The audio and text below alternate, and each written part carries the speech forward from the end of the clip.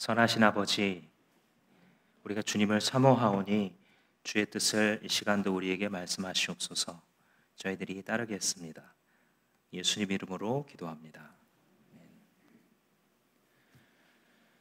바둑 기사들이 종종 혼자 바둑을 둡니다. 자주 방송에 보이는 것은 아닌데 가끔 가다 보면 이분들이 앞에 아무 상대도 없는데, 그렇다고 뭐 AI랑 두고 있는 것도 아닌데 혼자서 흑돌 뒀다가 백돌 뒀다가를 몇 시간 동안 합니다. 바둑에 대해서 잘 모르는 사람은 저 사람이 저걸 무슨 재미로 저렇게 혼자서 하고 있나 싶지만, 사실 그때 그 기사는 복기를 하는 중입니다. 조금 전에 있었던 대국을 리뷰하는 거죠. 그래서 내가 어떻게 뒀고 상대가 어떻게 됐고를 한 수씩 두면서 분석을 합니다. 그래서 내가 실패했다면 그 실패의 원인이 무엇이었고, 어느 지점에서 실수를 했고, 어디가 기회였고, 이런 것들을 알아내서 그 다음에 좀 더 좋은 기사가 되기 위해서 그렇게 노력을 하는 거죠. 보통 이 한 번에 400수 정도를 두는데, 바둑판을 가만히 생각해 보시면 19 곱하기 19이기 때문에 361개입니다. 그런데 이제 중간에 따먹는, 그리고 그 자리에 또 두는 이런 것들이 있기 때문에 평균 한 400수 정도를 두게 된다고 하죠. 그러니까 신기한 것은 아무리 조금 전의 일이었다 하더라도 400번에 두는 자리를 어떻게 사람이 기억해서 그대로 둘 수가 있겠는가? 바둑 기사들은 뭐 전부 천재냐? 이런 생각을 하게 되죠. 근데 재미있는 사실은 뭐냐면 바둑 기사들은 복기를 전혀 어려워하지 않는답니다. 이분들이 심지어는 한 10년 전에 누구랑 누가 두었던 바둑, 그것도 기억해서 이렇게 두고 자기가 뒀었던 여러 바둑들을 이미 머릿속에 갖고 있어서 재현을 해낼 수 있는 게 그들이라고 하죠. 그래서 이제 이게 너무 신기하니까 어떤 기자가 물었답니다. 아니 도대체 어떻게 그 400수 정도 되는 거를 다 기억해서 그렇게 복기를 합니까? 그러니까 이제 그 기사가 한 대답이 이겁니다. 대국을 할 때 한 수 한 수를 두는 게 의미가 상당히 있어서 그걸 고민하는 과정 가운데 결정을 하나씩 놓은 거기 때문에 가능합니다. 첫 번째 수만 어디에 뒀는지를 기억한다면 나머지는 따라옵니다. 이렇게 대답했다는 거죠. 여러분, 인생에도 복기가 필요합니다. 같은 실수를 반복하고 싶지 않다면 사라지는 대로, 몸 가는 대로 사는 것이 결코 행복한 것이 아닙니다. 나의 인생이 때로는 제자리를 계속해서 맴돌게 되는데 그것은 제대로 된 복기가 없어서일 수 있는 것입니다. 오늘 본문에서도 이 모세가 신명기라고 하는 위대한 책을 시작하면서 1장부터 4장까지 복기를 합니다. 이스라엘이라고 하는 신앙 공동체가 왜 여기까지 오는 동안 이런 많은 방황이 있었는지, 그리고 앞으로 어떻게 해야 그 실수를 반복하지 않을 수 있는지에 대해서 이야기를 합니다. 즉 오늘 읽은 1절부터 8절까지의 본문에 담겨 있는 것은, 또 넓게 보면 1장까지 이스라엘 공동체가 왜 광야를 그렇게 뺑뺑뺑뺑 맴돌 수밖에 없는지를 성령께서 가르쳐 주셔야만 하는 그런 상황이었던 것입니다. 우리도 이거를 같이 따라가 보면서 우리의 신앙 공동체와 우리의 개인의 삶에 적용할 수 있기를 축복합니다. 1절 말씀 보시면, 이것은 모세가 요단강 동쪽 광야에서 모든 이스라엘 사람에게 선포한 말씀이다. 그때에 그들이 여기 있었다 하고 이제 지명을 쭉 설명을 하죠. 말하자면 이게 요단강 동편입니다. 이스라엘 그 팔레스타인 지도를 생각해 보시면 북쪽에 갈릴리 호수가 있고 거기서 쭉 이어지는 요단강이 남북을 가로지르죠. 그리고 밑에 소금바다라고 불리우는 사해가 있습니다. 그리고 그 동쪽 편에, 지도를 봐도 좋겠군요. 그 동쪽 편에 이 요단강을 건너서 들어가서 이 가나안 땅을 정복하게 되는데, 그 오른쪽에 모압이라고 써져 있는 그 땅에서 지금 설교를 하고 있는 겁니다. 모세는 사실 여기서 하나님이 약속하신 땅에 들어가지 못하고 죽게 돼요. 하나님이 이미 말씀해 주셨기 때문에 모세가 사실 떠나기 전에 고별하는 설교가 3편이 기록되어 있습니다. 그게 신명기 전체의 내용이에요. 그러니 하나님께서 이 위대한 지도자를 통해서 마지막 전달하고자 하는 메시지가 무엇인가? 우리는 주목할 수밖에 없는 것입니다. 3절 말씀해 보시면 이집트에서 나온 지 40년째가 되는 해에 11째 달 초하루에 모세는 주님께서 이스라엘 자손에게 말하라고 명령하신 모든 것을 말했다. 모세가 지금 하나님의 명령을 받았어요. 너 가서 지금 이 모압 평지에서 백성들에게 이렇게 전해라. 그래서 하나님의 명에 순종해서 지금 모세가 그대로 복귀하면서 전하고 있는 말씀입니다. 그리고 이제 재미있는 게 이 시점을 날짜까지 계산해서 지금 가르쳐 주고 있어요. 이게 아주 흔한 일은 아니거든요. 보통 뭐 어느 왕 몇 년에 뭐 이런 식으로만 하고 넘어갈 때가 많은데 여기는 이집트에서 출애굽을 한 다음 40년 차 되는 해에 11월 1일에 있었던 설교다 이러면서 얘기를 해요. 그러니까 뭔가 굉장히 상징성을 띠는 설교라고 볼 수 있겠죠. 그 시간을 명시하는 걸 보면. 그래서 하나님의 명령대로 이 시기에 모세가 말씀을 전하게 되는데 이게 결국은 예언이죠. 성경에서 나오는 예언은요, 보통 우리가 바깥에서 생각하는 예언 이것과 조금 다릅니다. 미래를 알려주는 게 주안점이 아니에요. 성경의 예언은 우리가 이제 예수님을 믿기 전에는 바깥에서 보통 예언하면 뭐 점쟁이나 아주 용한 무당이 이쪽으로 가면 물을 조심해야 될 걸, 이 사람하고 결혼하면 안 돼, 이사를 그날 하면 손이 와서 큰일 나, 뭐 이런 미래에 대해서 알려주기 때문에 그거를 미리 좀 알고 싶은 사람의 심리가 있어서 왠지 좀 설득력이 있어 보이는 것 같으면 굉장히 그 점집이 잘 되는 걸 볼 수 있죠. 근데 점쟁이들의 가게를 또 연구한 분이 있으세요. 그래서 결론은 뭐냐면 그 후손들이 사람 굿이라는 사람이 별로 없더라는 겁니다. 만약 정말로 미래를 잘 안다고 한다면 그들이 왜 자기의 사랑하는 자손들이 망가지는 그냥 가만 놔두겠습니까? 그죠? 이 말은 뭐냐면 미래를 알 수 없는 거예요. 사람은. 여러분들이나 용한 점쟁이나 똑같아요.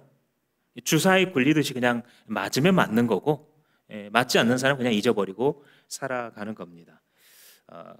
이게 이제 이유가 있어요. 이제 가짜가 있고 진짜가 있을 텐데 무속인들 가운데도 무당이나 이제 점집을 하는 분들 가운데에 귀신의 힘을 빌어서 하는 사람들이 있죠. 실제로 있습니다. 성경에서도 귀신의 존재를 얘기하죠.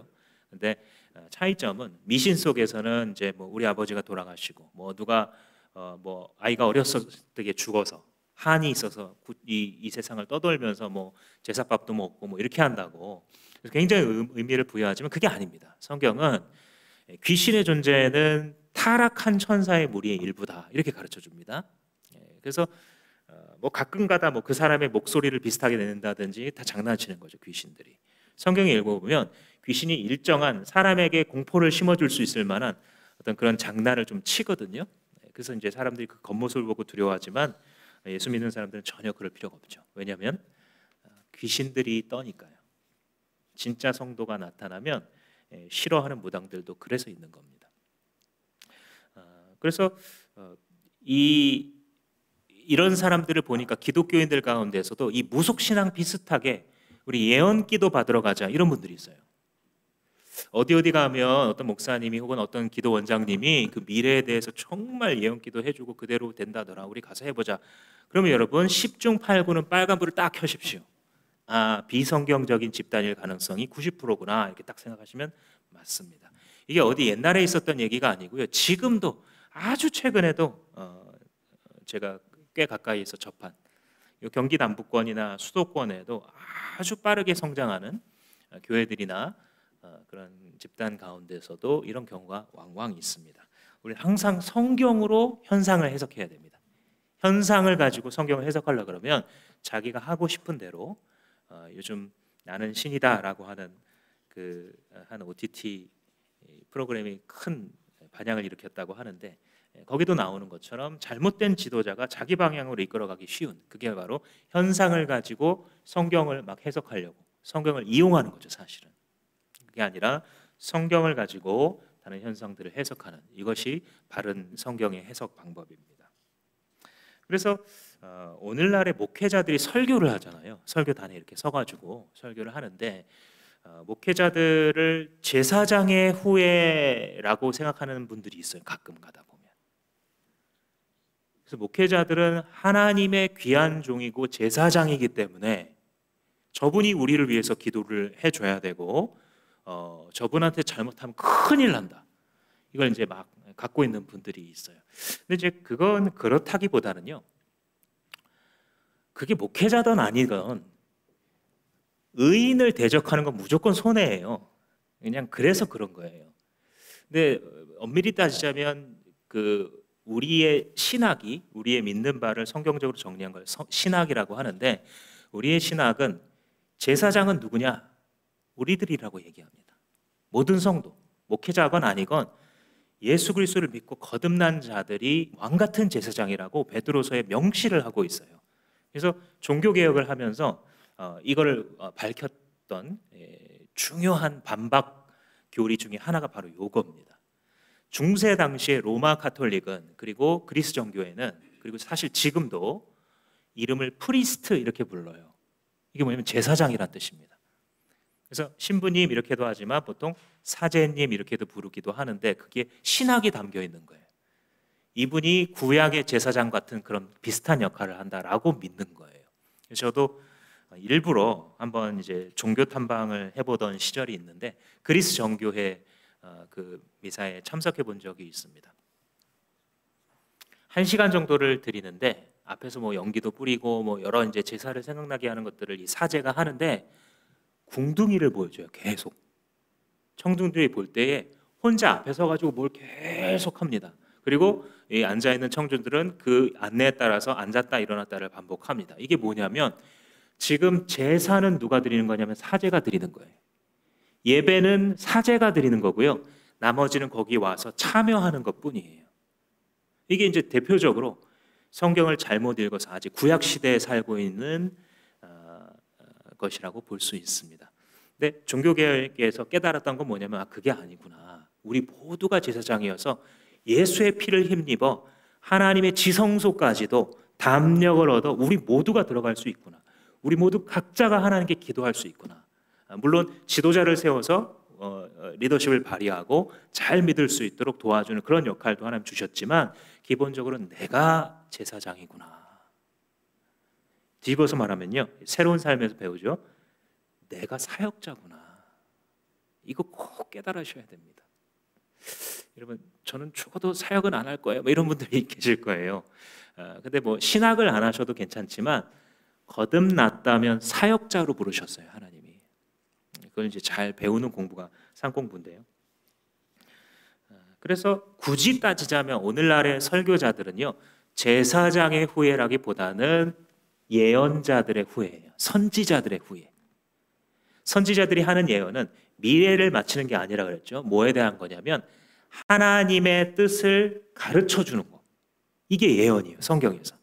그래서 성경의 예언의 초점이 미래에만 있는 게 아니에요. 세상에서 쓰는 것처럼. 오히려 더 많은 초점이 과거와 현재에 있어요. 왜냐하면 과거에 하나님이 뭔가를 말씀하셨거든요. 이미. 이 선하시고 지혜로우신 분께서 이미 다 아세요, 우리를. 하나님 백성의 삶과 그들의 공동체의 걸어감을 이미 다 아시고 뭔가 약속하세요, 주님이. 근데 현재에 이르러서 우리들이 어떻게 하고 있냐면, 많은 경우 이 약속을 못 믿거나 까먹어요. 너희들이 만약에 그렇게 지금처럼 살게 되면 앞으로 이렇게 될 거다. 그러니까 이 미래에 대해서 포함을 하고 있지만 그 초점이 하나님의 뜻에 있다라는 것을 더 알 수 있어요. 그러니까 즉 말하자면 말씀을 가지고 풀어 전달하는 것이 예언이에요. 오늘 새롭게 잘 정립하시기 바랍니다. 예언이라는 개념을. 신약 성경을 읽어가다 보면 여러분 특이한 점을 발견하실 거예요. 이 사도들이나 뭐 사역자들이 일어서서 무슨 말씀을 전하는데 분명히 우리가 듣기에는 설교거든요. 근데 그걸 예언이라고 지칭해요. 왜냐하면 예언이라는 것이 미래를 맞추는 초점을 갖고 있는 것이 아니라 과거와 현재와 미래 사이에서 하나님의 말씀 속에 담겨있는 하나님의 뜻을 불어서 전달하는, 이걸 예언이라고 부르기 때문에. 예를 들어 사도 베드로가 성령 강림 사건이 오순절날 이루어졌을 때에 사람들이 막 갑자기 외국말로 기도하기 시작하고 열광하면서 뭘 하니까 이걸 이해를 못 하잖아요. 사도 바울이 묵상하는 가운데에 성령이 깨닫게 하세요. 아, 이게 요엘 선지자 예언의 성취구나. 말세 내가 내 남종과 여종들에게 나의 영을 부어주리니 그들이 꿈을 꾸고 환상을 볼 것이며 그들이 예언할 것이다. 이 말씀이 지금 성취되고 있다는 사실을 딱 깨달았어요. 그래서 자신이 묵상하고 있었던 그 요엘서 본문을 갖고 서가지고 그 앞에서 설교하는 거예요. 사실 예언이죠, 이게. 그래서 신약 백성들은 설교가 바로 예언입니다. 미래를 맞춘다는 측면이 아니라 그 소속된 하나님 백성의 공동체에게 하나님께서 전달하고 싶은 뜻이 알려지는 시간이에요. 그래서 종교개혁자들이 성경을 자국어로 번역하는데 목숨 건 분들이거든요. 얀 후스나 뭐 이런 분들, 위클리프, 성경 번역, 종교개혁의 선구자들이라고 불렀던 많은 분들은 자국어로 성경 번역하다 순교하셨어요. 못 번역하게 했으니까. 못 알아들어야 이 종교 집단이 끌고 가기가 좋잖아요. 우민화 시켜가지고. 그러니까 못하게 했는데 이분들이 목숨을 걸고 영어로, 독일어로, 자기 자국어로 번역을 했었던 것이죠. 근데 그렇게 자국어로 번역하는 일에 진심이었던 종교개혁자들이 성경을 읽기를 중요시했지만 더 중요한 게 있어요. 그게 설교입니다. 그게 하나님 백성 공동체 예배 시간에, 공예배 시간에 주어지는 설교 말씀을 더 중요시했는데 그 이유가 그걸 예언으로 보기 때문이에요. 그 앞에 선 설교자가 굉장히 뛰어난 사람이라서 그런 게 아니고요. 이 사람이 성경에서 얘기하고 있는 자기의 직무대로 성실하게 하고 있으면, 즉 이 말씀 가운데 담겨있는 하나님의 뜻이 이거고 그거에 비추어 보면 오늘날 그건 이런 뜻이 되겠구나. 이걸 이제 많은 분들이 빅 아이디어라고 부릅니다. 본문에 담겨있는 하나님의 뜻, 빅 아이디어. 이거를 전달하는 데 성실히 하고 있으면 그 사람이 말주변이 있건 없건, 잘 말하건 잘 못 말하건, 좀 졸리게 말하건 재밌게 말하건 상관없이 성실하게 자기 직무를 한다면 하나님이 무슨 일을 행하시냐면 우리 가운데 예언을 선포하세요. 하나님은 절대 실패하지 않습니다. 이 일을. 그래서 공예배 시간에 말씀을 들을 때에 우리가 그 말씀을 듣고 나서 여러분들 목장 모임 시간에도 누군가가 요약하는 섬기미가 있잖아요. 목장 모임에서. 근데 그 요약하는 게 이 설교가 막 너무 명설교여서 그렇게 하고 있는 게 아니고요. 그 시간에 하나님은 자기 백성에게 그냥 성실하게 직무를 행한 그 대언자를 통해서 하나님이 자기 백성 한 사람 한 사람에게, 그리고 집단적으로 인도하심에 있어서 단 한 번도 실패하지 않고 반드시 관련성 있는 말씀을 전달하신다고 믿기 때문이에요. 그래서 목장에서 모였을 때 다시 한번 그 화두에 대해서 무엇이 선포되었는지를 나누도록 하는 의미가 있는 것입니다. 지금 모세가 하나님의 명을 받들어서 지금 얘기하면서 복귀하잖아요. 이렇게 되면 벌어지는 효과가 뭐냐면 방황이 줄어요. 예언을 예언답게 대하면 방황이 줄어드는 거예요. 왜냐하면 우리가 하는 넘어짐이라는 것이 굉장히 많은 종류의 넘어짐이라기보다는요, 사실 정해져 있어요. 한두 가지가 계속 반복돼요, 우리의 삶에서. 그래서 주님께서는 주님의 종들을 통하여서 그걸 선포하게 하시고, 하나님 참 신기하신 게 가끔 그런 말씀들 아마 목장에서 가끔 나오잖아요. 아니 이걸 어떻게 알고 도대체 이런 설교를 하나님께서 하게 하셨지? 이런 분들이 아마 계속 있으셨을 겁니다. 지난주에도 있으셨을 거예요. 저한테 들려온 것만도 뭐 거의 매주 있으니까요. 신기하신 하나님이 실패하지 않는 거예요. 우리는 그냥 공동체로 모여서 하나님의 말씀을 존중하고, 주님은 눈에 안 보이지만 어줍지 않은 사람이 서 있지만 그래도 그 사람을 통해서 하나님 뭔가를 우리들에게 각자에게 말씀하실 거다라는 믿음으로 들었을 때에 하나님 반드시 그 일을 행하실 줄로 믿습니다. 그것을 삶의 중심으로 삼으세요, 여러분. 일주일 동안 뭐를 하는 거냐면 그 선포된 예언을 붙들고 사는 거예요. 그러면 뭔가 걸려요. 하나님 그때 들었던 이게 지금 여기에 대입하라는 말씀인가요? 그 길을 따라가 보세요. 거기에 하나님의 인도하심과 정말 진정한 의미에서의 축복이 들어있어요. 그리고 그걸 붙잡고 막 고민도 해보고 실천도 해보고 실천 안 했으면 뭐 반성도 해보고 그걸 목장 모임에서 나누는 거예요. 삶을 나누라는 게 뭐 어제도 얼마 벌었고 뭐 어제도 뭐 과장님한테 혼났고 그것도 물론 맞아요. 다 나누는 게 맞습니다. 근데 점차적으로 이 나눔이 풍성해질 때 보면 가만 보면 어느 때 그러냐면 예언된 우리 앞에서 선포된 그 말씀을 붙잡고 살아보려고 막 씨름하는 거예요. 잘 안 되죠 처음에는. 뭐 갑자기 막 열받게 하는 사람이 갑자기 열 안 받게 하는 것도 아니고 그대로인데 근데 이 말씀 한번 들었단 말이에요.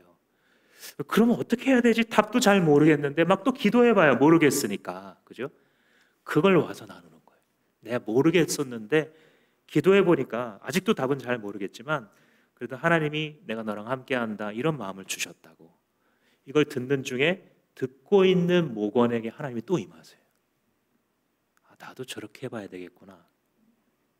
나도 그럴 때 저렇게 한번 해봐야겠는데 이런 생각이 막 드는 거예요. 그러니까 하나님께서 그 말씀을 타고 성령으로 우리의 삶을 전체를 이끌어가시고 지배하시는 원리가 바로 이런 공동체에 선포된 말씀의 원리입니다.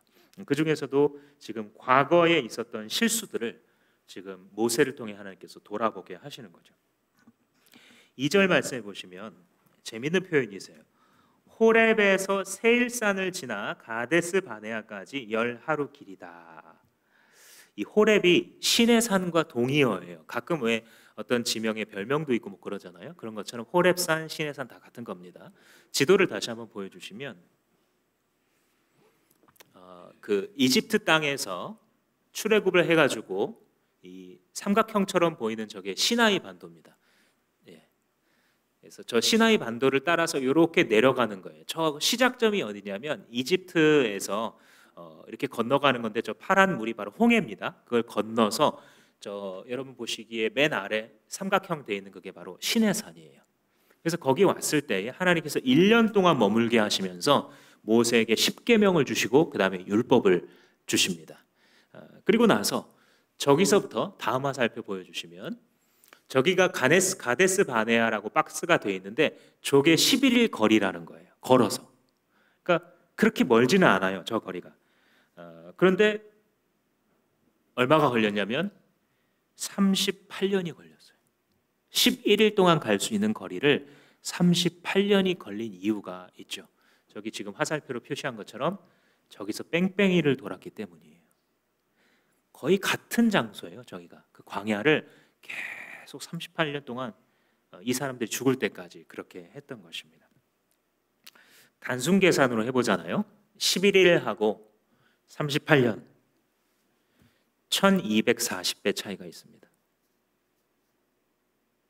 복기가 얼마나 중요한지 하나님의 말씀을 받을 때에 그것을 하나님께서 내게 주시는 것으로 아멘으로 받는 게 그렇게 중요한 겁니다. 6절 말씀에 모세가 이제 설교 딱 첫 마디예요. 6절이 우리가 호렙산에 있을 때에 주 우리의 하나님이 우리에게 다음과 같이 말씀하셨습니다. 너희는 이 산에서 오랫동안 머물렀으니 이제 나아가라. 호렙산은 말씀의 산이죠. 율법을 받았으니까. 그래서 말씀의 산에서 말씀을 다 받은 다음에 나아가라. 이게 딱 맞는 구도입니다. 그러니까 막 나아가다가 뭐 말씀이 이건 되게 어려운 거예요. 나아가는 것도 좀 어렵고요. 말씀도 제대로 귀에 안 들어요. 제일 먼저 우리의 삶에는 말씀이 딱 좌정해야 됩니다. 그래서 우리의 발에 등이 되어줘야 되고 우리가 나아갈 길에 빛이 되어줘야 돼요. 그래서 말씀을 주신 다음에 하나님께서 이제 그러면 가봐라. 세상을 향해 나아가봐라. 두려운 도전을 향해 가봐라. 그래서 우리는 어디에 주안점이 있어야 되냐면 어떤 길로 갈지 막 고민하는 요것보다도요. 말씀에 주안점 두셔야 됩니다. 말씀에 머무셔야 돼요. 그래서 서재에서 승리하면요. 길바닥에서도 승리하는 거예요. 여러분들이 그 경건의 시간에 실패하잖아요. 이 길에서도 성공하기 매우 어려워요. 그래서 좀 실패가 계속되고 있는 분들은 이걸 돌아보셔야 됩니다. 6절 7절에 너희가 이 산에 오랫동안 머물렀으니 이제 세상을 향해 나아가라 하고 할 일을 주시는 거예요. 사명을 주시는 겁니다. 7절에 이제 방향을 바꾸어 나아가 아모리 사람의 산지로 가라. 그래서 무슨 지역 무슨 지역 무슨 지역으로 가라. 지명이 많이 나오는데 한마디로 말하자면 주님 주시는 약속의 땅의 그 지명의 경계선들을 쭉 얘기하는 거예요. 근데 실제 차지한 것보다도요, 여기서 하나님께서 말씀하시는 그 영토가 훨씬 더 넓어요. 만약에 이스라엘이 정말 전심으로 순종했다면 아마 거기까지 가지 않았을까, 이렇게 추측을 해봅니다. 8절 끝에 보시면 결국 이제 그 땅은 내가 너희들한테 주는 땅이니까 너희는 그리로 가서 그 땅을 차지하여라 라고 말을 해요. 그냥 읽으니까 그렇겠구나 싶잖아요. 근데 이제 우리가 타임머신을 타고 이분들의 시대로 딱 돌아가잖아요. 이 말이 황당한 말이에요.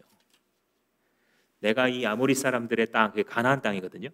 그 땅을 너희들한테 주었으니 가서 차지해라. 이 말을 들을 때 마치 엄마가 밥상을 탁 차리고 찌개가 보글보글 끓고 있고 계란찜과 김 다 마련했고 숟갈젓갈을 탁 놔둔 다음에 자 와서 먹어라 하는 것처럼. 근데 실상은 이 가나안 땅은 비어 있습니까? 아니면은 방비된 땅입니까? 적군을 물리치려고 만반의 준비를 다 하고 있는 땅이에요. 원수들이 가득한 땅입니다. 넘어갈 장애물이 이미 너무 많아요. 근데 하나님께서 그냥 쓱 이렇게 말씀해, 가서 차지해. 다 차려놓은 것처럼. 그래서 우리가 헷갈리는 거예요. 분명히 은혜 받고 확신이 있어가지고 걸어갔거든요. 가봤더니 준비되어 있긴커녕 거기서 들어가다 죽게 생긴 거예요.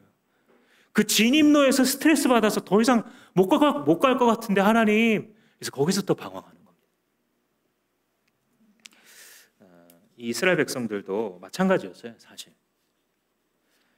아까 보신 그 가데스 바네아라는 그 위치가 스파이를 파견한 자리거든요. 각 지파에서 한 명씩 모아서 12명을 파견했는데 그들이 가서 정탐을 합니다. 하나님이 주셨다는 땅이 과연 어떤 땅이냐. 가서 정보를 입수해서 돌아옵니다. 돌아오면서 너무 이 농사가 잘 되는 땅인 거예요. 그래서 커다란 포도나 이런 과일들을 막 들고 와가지고 리포트를 합니다. 과연 이 땅은 하나님께서 주신 땅이 맞습니다, 여러분. 이 땅은 이렇게 비옥하고 우리가 살기에 좋은 땅입니다. 이러고 시작했는데 그러나 반전이 일어납니다.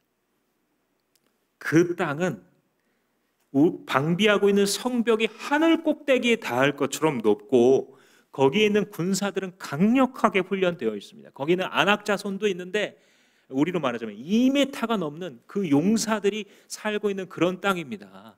거기다가 우리가 어떻게 싸웁니까? 못 싸웁니다. 마치 메뚜기와 사람의 대결같이 우리는 초라한 존재에 불과했습니다. 우리는 이기지 못할 겁니다 하고 이 정탐꾼 중에 12명 중에 10명이 이렇게 리포트를 해요. 영향력이 있었을까요? 없었을까요? 이 10명의 불평이 대단히 있었죠. 전 민족 60만에서 200만 정도로 추정해 볼 수 있는 이 거의 모든 사람들이 여기에 설득됐어요. 잠시 여기서 한번 적용을 해보자면 이 불평쟁이들의 영향력은 항상 어느 집단이든 큰 집단이든 작은 집단이든 무시할 수 없을 만큼 큽니다. 그래서 우리는 어떻게 해야 되냐면 이 부정적인 사람을 피할 수만 있다면 피하셔야 돼요. 쉬운 게 아닙니다.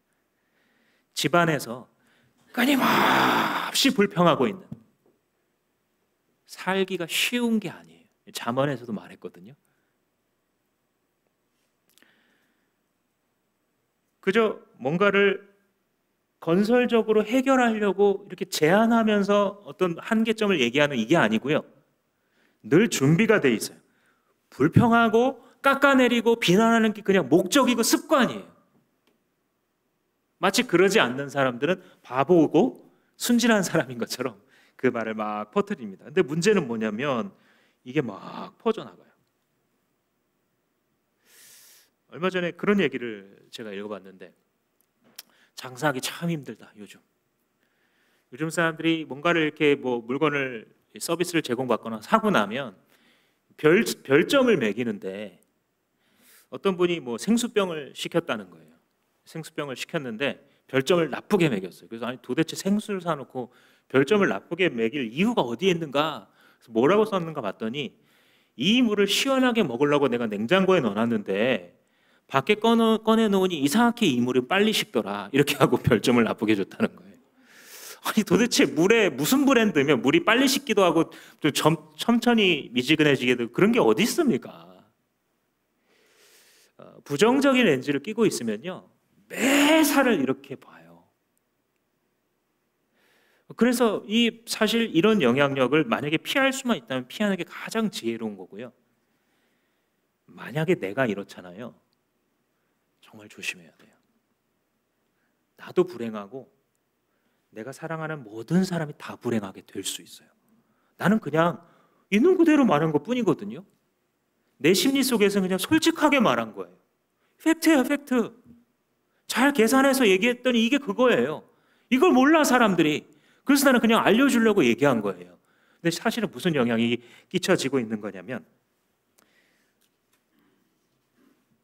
불평은 믿음을 좀 먹어요. 이걸 꼭 계산해 넣으세요. 누군가가 불평하는 걸 듣고 있어도 감사가 줄어들면서 점점 믿음이 갉아먹히고요. 나 스스로가 그러면 더 말할 것도 없어요. 그래서 반대로 어떻게 하셔야 되냐면 감사거리에 집중하셔야 돼요. 그래야 그제서야 밸런스가 좀 맞아요. 현대인들이 얼마나 교만하면서도 멍청하냐면 자기가 뭔가 좀 안다고 생각하니까 모든 것에 대해서 다 이게 말을 하다 보면 감사거리가 분명히 있었는데 생각이 안 나요. 그렇게 못됐다니까요, 우리가. 하루를 살았는데 하나님께서 베풀어 주신 평범한 일상과 평범한 햇빛과 바람과 하늘과 평범한 사람들과 평범한 땀 흘릴 수 있는 공간과 평범하게 나의 사랑하는 사람들을 가꾸고 섬길 수 있는 공간이었음에도 불구하고 그런 많은 순간들은 그냥 당연하다 치부하고요. 뭔가 자기 신경에 거슬렸던 그거 하나를 주제로 삼아요. 그날 저녁 하루를 그걸로 끝냅니다. 그 다음날 아침에 일어났을 때도 기분 나쁘죠. 지난 하루가 나빴으니까요. 좋은 것도 많았는데 나쁜 걸로 결론 냈으니까요. 그것만 사랑하고 내 품에 안고 내 머릿속에 넣고 잠들었으니까요. 그 다음날 아침에 나가고 싶습니까? 죽지 못해 또 나가는 거죠. 그게 반복되어 보세요. 영원히 좀먹는 겁니다. 그래서 여러분 감사를 자꾸 찾으세요. 그 중에서도 중요한 게 뭐냐면 감사를 자꾸 표현하세요. 하나님께도 그렇게 하시고요. 기도 시간에도 그렇게 하시고 또 하나는 사람들한테도 이걸 자꾸 연습하세요. 사람들 앞에 표현하는 걸 연습하셔야 됩니다. 사람들이 이제 왜 이런 훈련을 안 하게 되냐면 심리가 어떤 거냐면 에이 그걸 꼭 말해야 하나. 아이 우리 사이가 있는데 그거 내가 고마워하는 거 당연히 다 알지 않겠나. 그러잖아요. 제가 오늘 딱 말씀드릴게요. 몰라요. 몰라. 말 안 하면 몰라요. 말하지 않아도 알아. 이거 다 신화입니다. 말하지 않으면 몰라요. 제가 언제 지금 우리 성경적 부부 교실과 부부의 삶을 언제 개강해야 되나 말짝 계산을 하고 있는데 굉장히 중요한 소통의 원칙. 말하지 않으면 몰라요. 아무리 가까운 사람이라도. 그 사람이 당신이 아닌데 어떻게 알겠어요? 어떻게 느끼는지 행복한지 불행한지. 그저 당신의 입으로 표현된 그것이 다 불평이기 때문에 그렇게 받아들이고 살고 있는 것뿐이에요. 이 국이 지금 맛있었는데 에이 뭐 맛있다고 꼭 말해야 하나. 몰라요. 몰라. 말해줘야 아 그래 이 식구들이 좋아하는구나 힘이 나서 그 다음 요리를 하는 거예요. 기쁨으로.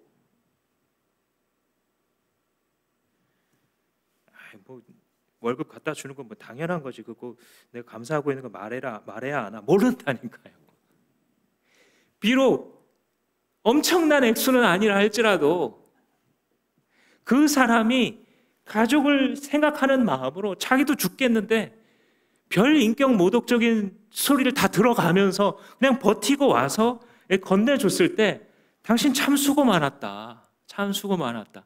하나님 이거 가지고 우리 축복하실 거다. 이렇게 말하면 그 힘으로 또 한 달 사는 거예요.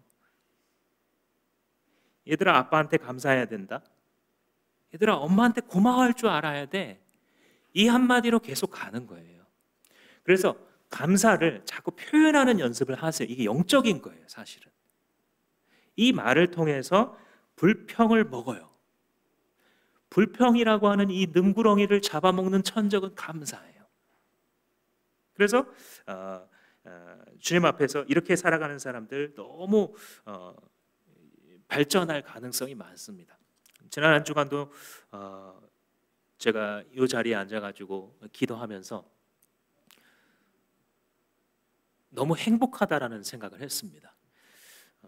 기도 시간에 기도를 내가 잘해서 행복한 게 아니라 저도 이제 이런 걸 가르쳐야 되다 보니까 스스로 나도 안 하면서 가르치기는 어렵잖아요. 그러니까 이제 양심상 하나님 앞에 막 감사를 찾고 있었습니다. 근데 그렇게 많은 거예요. 그렇게 많아요. 참 나는 행복한 목회자구나. 나는 진짜 행복한 사람이네. 나는 다 가졌네. 이런 생각을 하게 됐습니다. 하나님이 늘 깨닫게 하시는 거예요. 감사가 내 안에도 여전히 고민거리가 있지만 늘 나타나고 있고, 교회적으로도 이걸 하나님 앞에서 좀 삐끗했다가는 위기가 올 수 있겠구나, 이런 지점들도 있습니다. 6개월마다 한 번씩 찾아와요. 근데 그럴 때마다 하나님 앞에 기도하지 않으면은 그 불평이 나를 좀 먹지만, 감사하면 감사가 불평을 먹어버려서 내게 남는 것이 하나님께 대한 찬양과 믿음이라는 열매로 남게 되는 그런 원리입니다. 그러니까 이 스파이로 갔던 10명이 부정적인 것을 말하자 모든 사람에게 퍼지죠. 이 남은 두 명 긍정적인 리포트를 했던 여호수아와 갈렙이 뭐라고 말했냐면, 두려워하지 말아라. 저들은 우리의 밥이다. 이렇게 말해요, 갈렙이. 10사람은 저 사람들과 싸우면 우리 죽게 됐는데 우리를 죽이려고 여기까지 인도해 왔냐? 도대체 생각이 있냐 없냐, 모세 당신은. 이렇게 불평하는데 이 두 사람은 걱정하지 말아라. 물론 그들이 강하게 방비되어 있고 큰 사람들인 건 알지만 그래도 그들은 우리의 밥이다라고 얘기했어요. 이게 어디서 오겠어요? 하나님이 이미 말씀하신 것을 진지하게 받아들인 거예요. 가서 차지해라. 하나님이 쉽게 말했으니까 내 눈으로 보기에는 굉장히 어려운데 쉬운가 보다, 하나님 따라가면. 그래서 하나님이 한 말씀, 미리 가르쳐 주셨던 그 약속을 진지하게, 진짜 시리어스하게 믿고 있는 거예요, 이 사람들이. 그래서 하나님이 여기 계시고 여기 안악자손이 있으니까 이렇게 계산을 해보더니 밥이네, 이렇게 계산이 되는 겁니다. 물론 세죠. 근데 하나님 더 세기 때문에. 여러분, 밥 먹을 때 혹시 굉장히 막 고민하면서 벌벌 떨면 숟가락을 탁 집어가지고 이거를 이렇게 퍼야 되나 저렇게 퍼야 되나 막 눈물 흘리면서 드시는 분 계세요? 밥 먹을 때? 아니죠. 그럼 어떻게 하세요? 오늘 아침이나 어제 저녁에 드셨을 때 어떻게 하셨어요? 그냥 아무 생각 없이 들어서 찍어서 드셨잖아요. 그거라고요. 하나님이 계시면 내가 장애물이라고 생각했던 것들이 그냥 그 정도라고요. 그게 어렵지 않아서가 아니고, 그게 장애물이 널려있지 않아서가 아니고, 하나님이 너무 크셔서 하나님의 사람들은 이 특권을 누리면서 살아가야만 하는 것입니다. 이렇게 하나님께서 약속하신 것을 믿음으로 받아들이면 너무나 복돼요. 이스라엘이 잃어버린 게 그거예요. 이 10명의 불평쟁이들과 함께 한 마음이 되어서 하나님의 약속을 어느덧 잊어버렸어요. 그러니까 이게 없으니까 이게 너무 큰 거 맞잖아요. 자기보다 10배 이상 강한 게 맞으니까 무너져 내립니다, 거기서. 그래서 결국은 이들이 38년의 방황이 거기서 시작돼서 1세대가 여기서 다 죽었는데 시작점이 뭐였는지 잘 기억해야 돼요. 결국은 믿음의 문제였어요. 결국은 그냥 그거 하나예요. 하나님이 하신 말씀 아멘으로 받을 수 있느냐. 지금도 아마 저는 잘 정확히는 몰라도 성령께서는 그의 일을 여러분 안에서 하고 계실 거예요. 근데 그 말씀을 들을 때에 다 알겠는 건 아니에요. 이거는 그럼 어떻게 해요? 저건 어떻게 되고 막 안에서 반박도 막 나와요. 그렇지만 주님이 말씀하신다는 거 아니까 아멘 하고 받는 거예요. 한번 우리 연습해 볼까요? 아멘 해봅시다. 시작. 아멘. 그래서 뭐 목사님이 말할 때마다 꼭 아멘 해라 뭐 이건 아니고요. 저 말씀을 지금 하나님이 나한테 하시는구나. 그러면 실제로 목소리로도 아멘 해보시고요. 평상시에 살아갈 때에도 기도하다가 하나님께서 어떤 그런 마음을 주시고 새 소망을 주시면 아멘 하여 하나님께 영광 돌리세요. 그게 무슨 뜻이냐면 내가 그것을 하나님의 말씀이시니 나는 믿겠습니다 라는 뜻입니다. 그래서 38년이라는 오랜 방황을 지금 복귀하는 과정에서 이 초반부에서 우리가 발견할 수 있었던 게 뭐냐면 믿음 없음이었어요. 믿음 없음. 믿음이 없으면 믿음의 눈으로만 볼 수 있는 감사의 조건과 하나님의 신뢰를 받아들일 수 있는 이 축복이 먹어져서 불평들만 남게 되고 이 불평은 필연적으로 두려움을 동반합니다. 그래서 주님을 내 시야에서 지워 따라가지 못하게 하죠. 그러니까 두려움 속에서 어떤 선택을 하냐면 똑똑한 선택을 하는 게 아니에요. 굉장히 똑똑한 분인데도 두려우니까 어리석은 선택을 계속 반복하는 거죠. 그리고 그런 결과를 보고 살았으니 그 다음에 선택할 때 믿음이 생기겠어요? 아니죠. 제가 하나님 안 믿은 건 아니에요. 그죠? 기도를 또 안 한 건 아니에요. 하긴 했어요. 근데 결국은 믿음으로 화합하지 않았기 때문에 봤었던 쓰디쓴 결과가 자기의 메모리에 남아 그 다음 선택을 더욱 믿음 없이 하도록 이끌어갑니다. 이게 바로 38년 뺑뺑이의 원인이었어요. 얼마 전에 어떤 분이 그러세요. 대화를 하는데 목사님 제가 남들보다 결혼하고 나서 굉장히 빨리 돈을 벌었습니다. 정말 뭐 그러려고 그랬는지 집도 사고 뭐도 사고 했는데 그게 딱딱 맞아 떨어져 가지고 너무 젊은 나이에 이제 우리 부부는 평생 돈 걱정 안 해도 되겠구나 이렇게 이제 이룩하셨대요. 근데 이제 사람이라는 게 요만큼 되면 우리 집이 요만큼 되면 그 다음에는 정말 좋고 믿음도 잘 생활해보고 이럴 것 같잖아요. 근데 거기 가면 뭐가 보이냐면 더 수준 높게 사는 사람들이 보이는 거예요. 그 다음에 이사를 갔거든요. 이사를 가면 더 좋은 동네 그 사람들이 누면서 살아가는 아직 우리는 더 멀었구나. 이분이 그래서인지 이제 그래요. 뭔가를 덜컥 투자를 했는데 거기서 한순간에 평생을 다 해도 누리고도 남는 것들이 다 한순간에 날아갔다는 거예요. 근데 이분이 그래도 저는 믿음의 사람이라고 보는 게 마지막 결론이 그거였어요. 욕심 때문이었던 것 같다고. 이미 부유한데 여기서 더 빨리 해보고 싶은 그 욕심으로 했다가 한순간에 하나님이 가져가신 것 같다라고 얘기를 합니다. 그러니까 믿음으로 선택하지 않으면 이걸 반복하는 거예요. 결국은 자기의 몸이 느끼는 대로 자기 육신의 정욕이 시키는 대로 선택하고 그 선택들이 이어져서 아주 쓰디쓴 결과를 맞닥뜨리고 겉으로 보면 신앙생활 교회 계속 다녀요. 그렇지만 중요한 순간을 믿음으로 선택하지 않기 때문에 그게 반복되는 거예요. 누군가 기도 제목을 부탁하잖아요. 목사님 이번에 요거가 잘 되게 해주세요. 그럼 제가 그 사람의 믿음을 봐요. 그래서 때로는 진실을 다 얘기해 줄 수 없을 때가 있어요. 네 알겠습니다. 같이 그게 잘 되도록 기도하겠습니다. 그러면서 속으로는 어떤 생각이 드냐면 그게 꼭 좋은 거 아닐 텐데 지금 저기서 하나님한테 항복해야 되는데 지금 저거 애 문제가 아닌데 나도 보이는데 하나님께서 지금 자기 다루고 있는 건데 애가 말 안 듣는다고. 그래서 이걸 이제 믿음이 단단한 식물을 먹을 만하면 또 이렇게 잘 얘기해 줄 수 있겠지만 그럴 수 없을 때 안타깝습니다. 그래서 거꾸로 결론을 내려보자면 믿음이라는 게 얼마나 감사한 건지 몰라요. 우리에게 주신 천상의 선물 믿음이에요.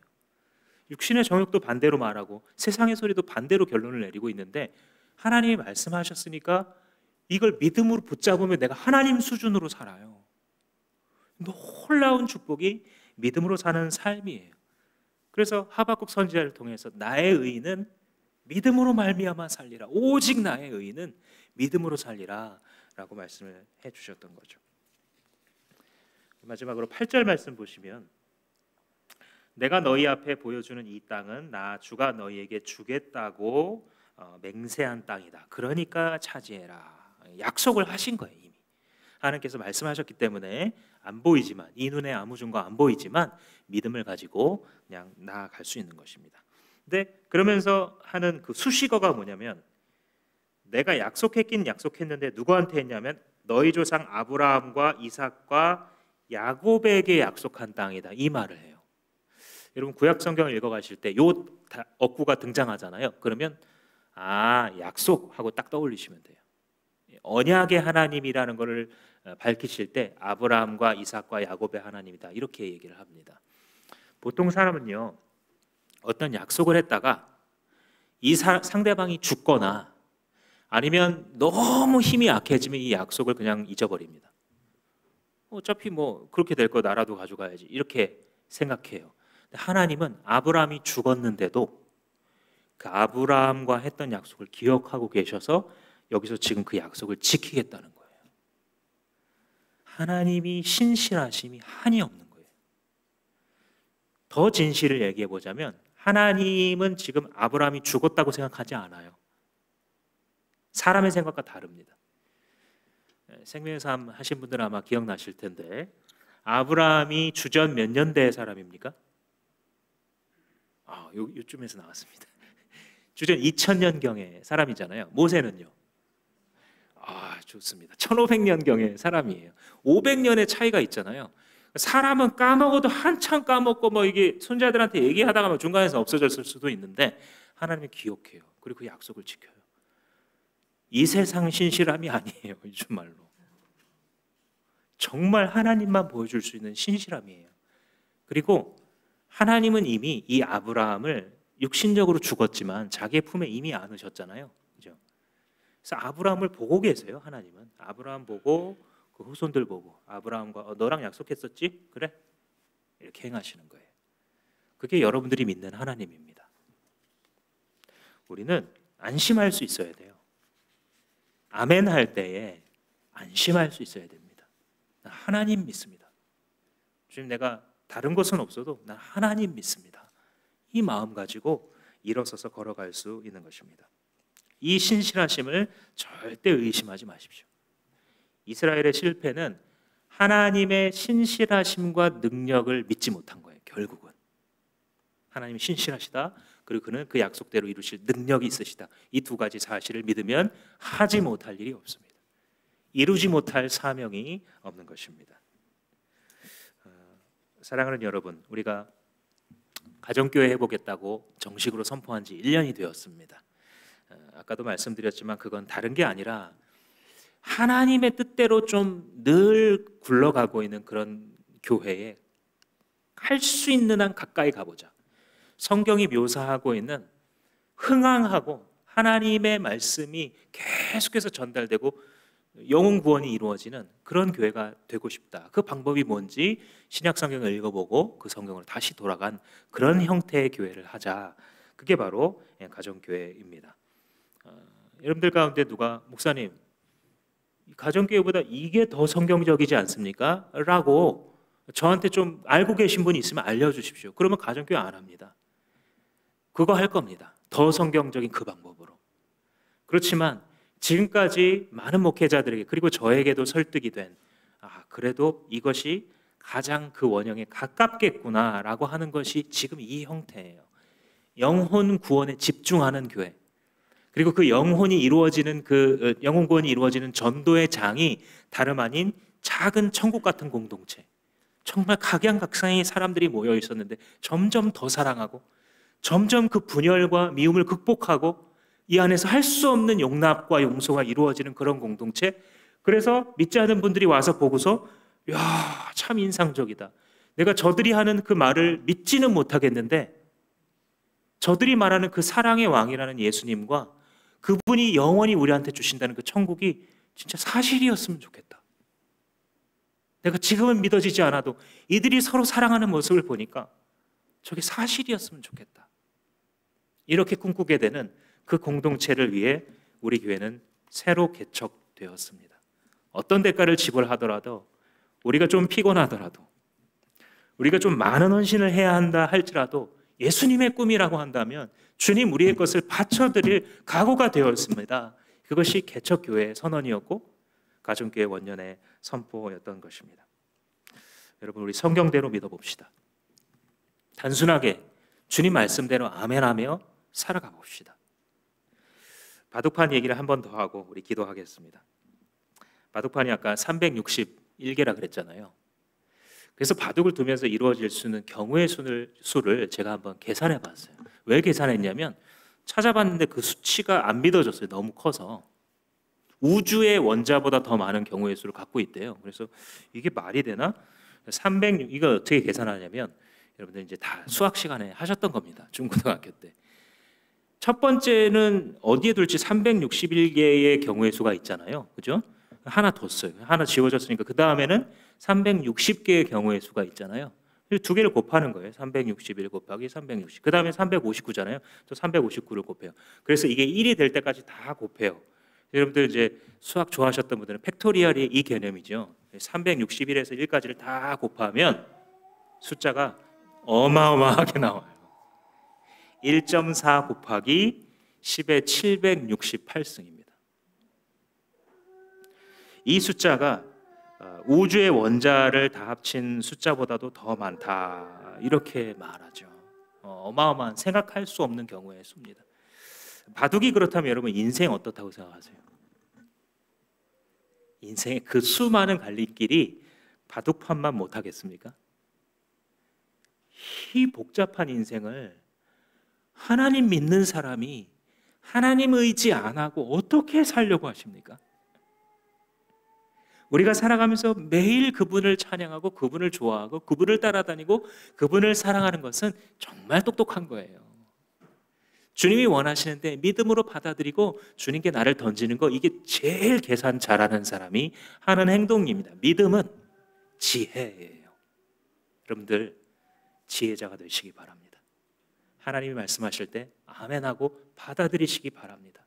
믿음 없어 그 자리에 맴도는 인생이 아니라 주께서 약속하신 것이 사실이었거나를 맛볼 수 있는 여러분 모든 가정, 모든 목장, 우리 교회 되기를 주님의 이름으로 축복합니다. 기도하시겠습니다. 사랑과 자비가 풍성하시고 한이 없으신 우리 아버지여, 주님의 말씀을 들으며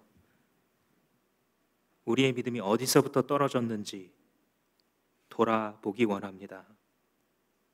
주님, 첫사랑을 회복하게 하옵소서. 주님께서 나를 부르셨을 때에, 우리에게 믿음을 주셨을 때 가르쳐 주신 그 주님의 나라대로 하나님 살아가기 원하고 전파하기 원합니다. 한 번뿐인 인생, 광야에서 맴돌며 쓰러질 때까지 못 깨닫게 하는 저주 가운데에 나를 두지 마시고 주여 이곳을 벗어나 주님께서 지시하시는 순례의 길로 나의 인생 전체를 베스트로 올려드리는 자들 다 될 수 있도록 우리 한 사람 한 사람 모든 목장 주마음교회와 이 조국의 교회들을 축복하여 주시옵소서. 예수님의 이름으로 기도합니다. 다 같이 일어나셔서